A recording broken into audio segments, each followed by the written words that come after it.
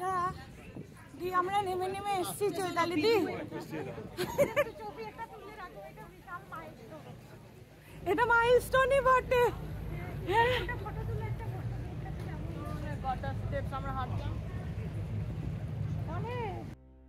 নমস্কার বন্ধুরা, গ্রিসের আরেকটি ব্লগ নিয়ে আমি চলে এলাম। তো আজকে দেখাবো ভলকানো আর হট স্প্রিং। ওই যে ওপরটা দেখা যাচ্ছে, ওই ওপর থেকে একদম নিচ অবধি আমরা সিঁড়ি দিয়ে হেঁটে হেঁটে নেমেছি। সে এক ভয়ঙ্কর অভিজ্ঞতা, মানে কি যে ভয়ঙ্কর অভিজ্ঞতা, মানে এরকম অবস্থা হয়েছে যে আমি একটা ক্লিপিংস পর্যন্ত নিতে পারিনি। এটা আমার জীবনের সেরা অভিজ্ঞতা হয়ে থাকবে। গ্রিস মানে নীল সমুদ্র। সত্যিকারের প্রথম দিনের ওয়েদারটা এতটাই মেঘলা ছিল, তো ফাইনালি আমাদের সেই সূর্যের দেখা পাওয়া গেছে এবং তার সঙ্গে এত সুন্দর ভিউ। আজকে বেশি কথা একদম বলবো না, পুরোটাই যেটা রিয়েল ভয়েস, ব্যাকগ্রাউন্ড ভয়েস, সেটাই রাখার চেষ্টা করলাম। তার কারণ ভলকানোতে এতটাই বেশি ওপরে আমাদের উঠতে হয়েছে যে প্রচণ্ড হাঁপিয়েছি। তো সেটা মেমোরি হিসাবে রাখার জন্যই আমার এই ব্লগটা তৈরি করা। তো মেমোরিতে সেই এত কষ্ট করে যে জার্নিটা করেছি, সেই জার্নিটার কিছু কেটে দিতে সত্যি খারাপ লাগবে। যাই হোক, আমাদের আজকের ট্রিপ শুরু হয়ে গেছে। প্রথম গন্তব্য হলো ভলকানো।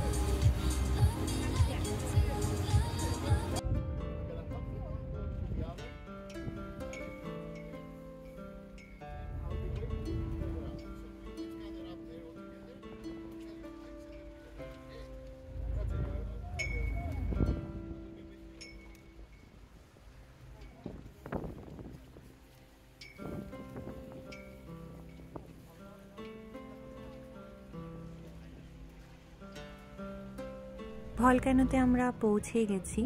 এইখান থেকে আমাদের ভলকানের যাত্রা শুরু হবে। একজন গাইড ছিলেন, তিনি আমাদেরকে পুরো ভলকানোটা ঘুরিয়ে দেখিয়েছেন। একদম পাহাড়ের ওপরে এখনও ধোঁয়া বেরোচ্ছে, এখনও সেই ভলকানোর যে অল্প অল্প ধোঁয়া, সেটাও আমরা দেখেছি।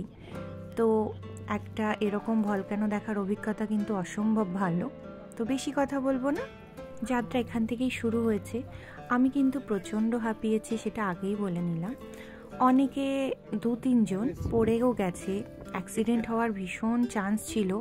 প্রচণ্ড ন্যারো রোড ছিল, আশেপাশে খাত ছিল, একটা খুব ভয়ঙ্কর অভিজ্ঞতাও ছিল।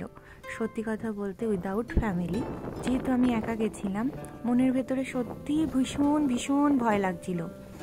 এমনও একটা টাইম এসছিল যে একটা রোড দিয়ে আসতে হবে যার দুপাশটাই ঢালু, মনে হচ্ছিল যে কি করে নামবো। এটা অবশ্যই নামার সময়। তো সেই সময় সত্যি আমার ছেলের কথা মনে করতে করতে আমি নেমেছিলাম। তো আর কথা বলছি না, এবার দেখা যাক।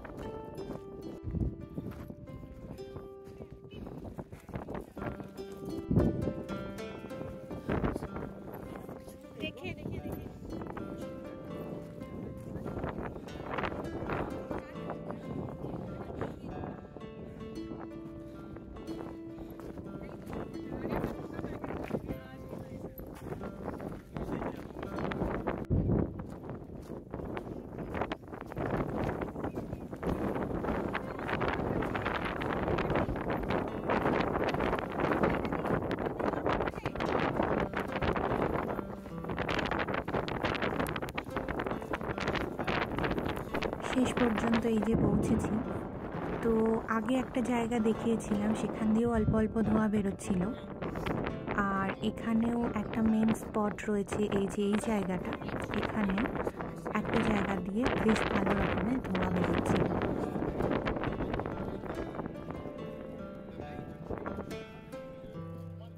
ধোঁয়া মানে কালো ধোঁয়া সেরকম নয়, কিন্তু হাত রাখলে তার তাপকে খুব ভালোভাবে অনুভব করা যাচ্ছিল।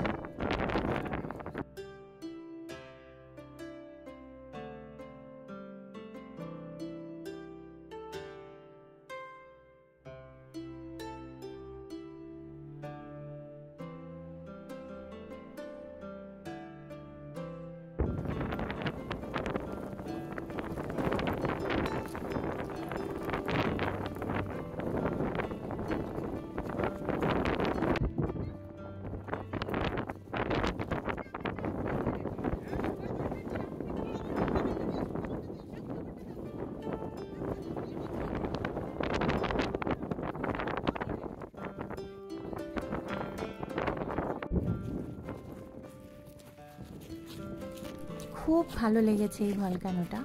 সত্যি ওঠাটা ভীষণ ভীষণ কষ্টের, কিন্তু নামাটা যেন আমার কাছে ভীষণ ভয় লাগে। তো সেই জন্যই একদম নামার বেশি ক্লিপিংস আমি নিইনি। তো আমাদের ভলক্যানো যাত্রাটা খুব খুব খুব মনে রাখার মতো। আমার খুব ভালো লেগেছে, ভীষণ ভালো লেগেছে। তো এরপরের গন্তব্য হলো হট স্প্রিং।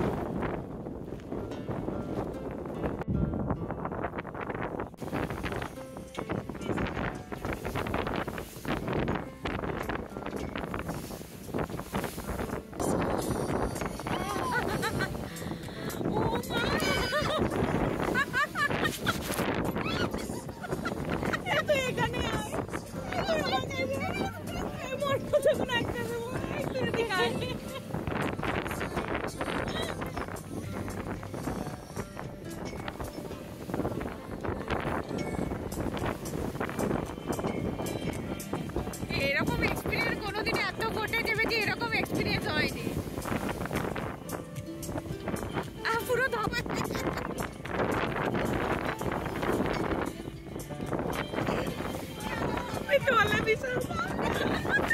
ভিডিও করা আছে। আরে ভিডিও কেন জাস্ট অন করে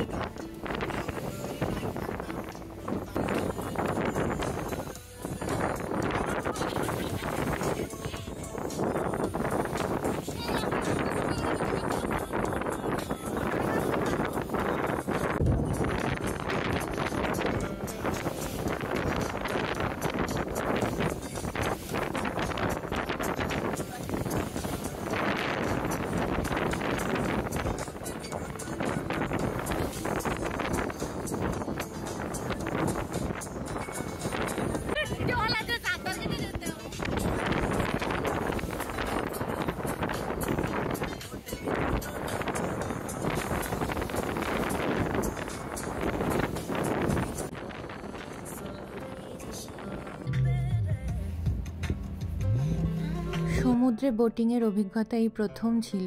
ভীষণ ভয় পেয়েছিলাম প্রথমে, তারপরে ধীরে ধীরে অ্যাডজাস্ট হচ্ছিল। তো ওই যে বোটটা প্রথমে ওই যে দুলুনি একবার একদম ঢেউয়ের জন্য ওপরে উঠে যাচ্ছে আবার নামছে, বাপরে বাপ, আমি জীবনে কোনোদিন ভুলবো না। সম্পূর্ণ অভিজ্ঞতাটাই খুব সুন্দর ছিল। আর এই যে কথা বলতে বলতে চলে এলাম একদম হট স্প্রিংয়ে। এখানে নিয়মটা ছিল, এখানে বোটটাকে দাঁড় করাবে এবং যারা এখানে নামতে চায় মানে সুইম করতে চায় তারা এখানে নেমে সুইম করবে, কিছুক্ষণ করে তারা আসবে, কারণ এখানে সুইম করাটা নাকি স্বাস্থ্যের জন্য খুবই ভালো।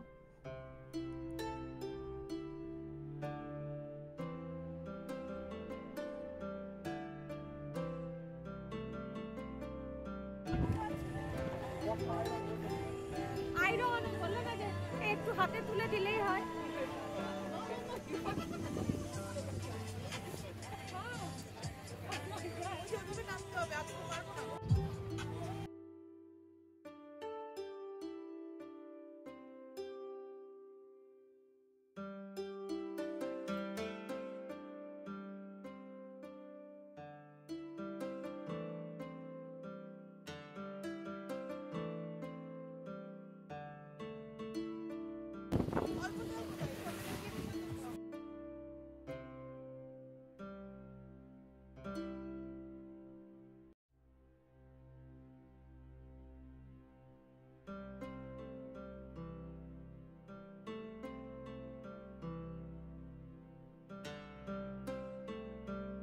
হট স্প্রিংয়ে বেশ অনেকক্ষণ সময় কাটিয়েছিলাম।